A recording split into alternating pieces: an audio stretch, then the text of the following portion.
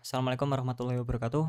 Kami atas nama Habatul Kolbi NIM 240, Wahyu Aji NIM 255, Nutri Asira NIM 261 akan mempresentasikan hasil kerja kelompok kami mengenai sistem penerjemah bahasa.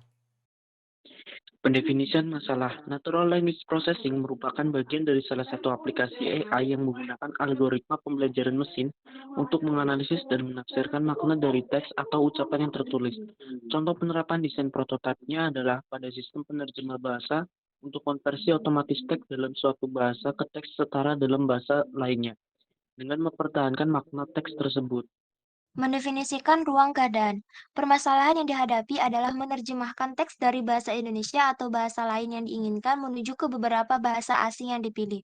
Ruang keadaan dapat disusun sebagai berikut. Initial stage, bahasa yang akan diterjemahkan, misal bahasa asal Indonesia. Goal stage, bahasa terjemahan yang dipilih, misal bahasa Inggris. Operator, melakukan penerjemahan perkata berdasarkan pola atau struktur teks yang diinginkan. Contohnya, initial stage-nya saya bermain layang-layang, maka goal stage-nya I play cat. Nah, bila kalimat memiliki keterangan petunjuk masa lampau, predikat verb menjadi past tense, maka goal stage kata play akan berubah menjadi played. Keadaan awal, teks akan diinputkan ke dalam text box dengan bahasa Indonesia atau bahasa lain yang diinginkan untuk diterjemahkan ke bahasa asing yang dipilih.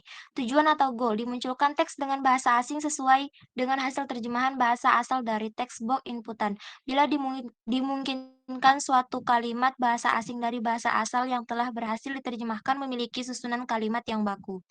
Untuk aturan-aturan untuk menerjemahkan bahasa ada 4. Yang pertama, bahasa dari teks harus dideteksi sebagai bahasa yang telah dipilih. Yang kedua, mengidentifikasikan pola atau struktur kalimat dari teks lalu pecah teks tersebut menjadi perkata. Yang ketiga, melakukan penelusuran perkata yang ada pada basis data disesuaikan dengan pola struktur yang kalimat. Dan yang terakhir, bila seluruh kata dalam teks sudah diterjemahkan, maka produksi teks baru sesuai dengan bahasa tujuan.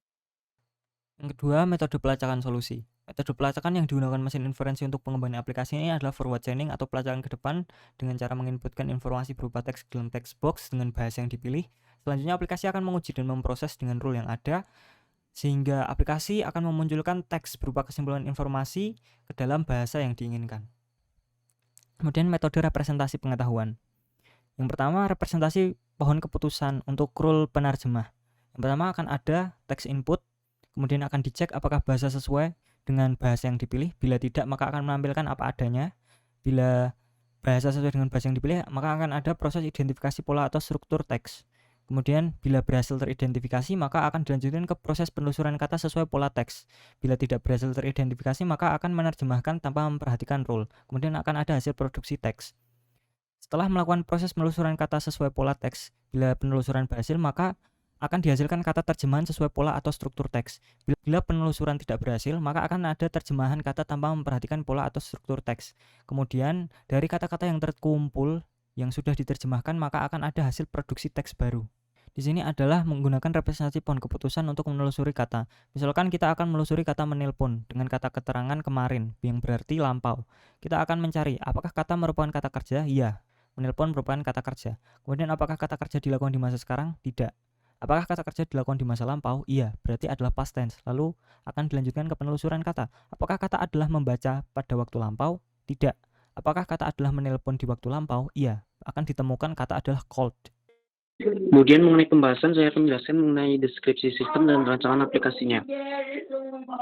Dapat dilihat dari diagram activity, pada proses awalnya adalah user membuka aplikasi, di mana sistem akan menampilkan halaman awal aplikasi. Pada proses selanjutnya, user akan diarahkan untuk bahasa pada list yang tersedia dalam sistem. Selanjutnya, user akan memilih bahasa asal dan tujuannya sebagai bahasa yang akan diterjemahkan dalam list bahasa yang disediakan oleh sistem. Ketika pengguna sudah memilih bahasa, sistem akan secara otomatis menetapkan aturan yang sesuai dengan kaidah bahasa asal dan tujuan. Proses berikutnya, user akan menginputkan kalimat atau kata yang akan diterjemahkan pada textbook yang telah disediakan oleh sistem dan menekan tombol terjemahkan pada aplikasi yang akan diproses oleh mesin translator atau sistem dari bahasa asal ke bahasa tujuan. Setelah proses penerjemahan, sistem akan menyusun teks serta memproduksi teks bahasa tujuan. Pada proses Terakhir, sistem akan menampilkan hasil dari terjemahan bahasa asal ke dalam bahasa tujuan yang diinginkan oleh user. Kemudian rancangan aplikasi yang telah kelompok kami buat berbentuk grafik user interface dapat dilihat seperti berikut. Untuk detailnya akan saya jelaskan dalam demo rancangan aplikasinya. Berikut tampilan pada halaman awal aplikasi.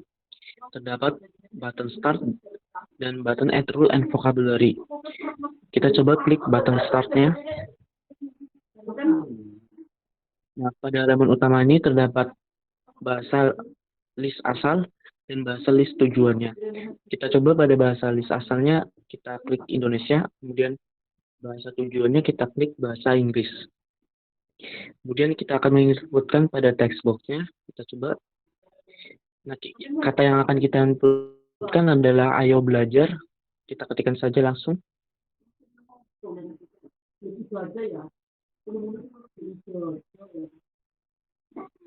Oke, setelah itu kita akan mengklik button terjemah atau translate. Langsung saja kita coba. Nah, nantinya aplikasi akan secara otomatis menampilkan hasil terjemahan sesuai dengan rule yang berlaku. Ini adalah UI tambahan untuk menambahkan rule dan vocabulary. Yang pertama, kita akan menekan tombol Add Rule and Vocabulary.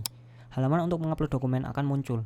Lalu kita akan mengupload dokumen yang disupport, yang berisi berbagai variasi bentuk kata, frasa, dan kalimat ke dalam aplikasi.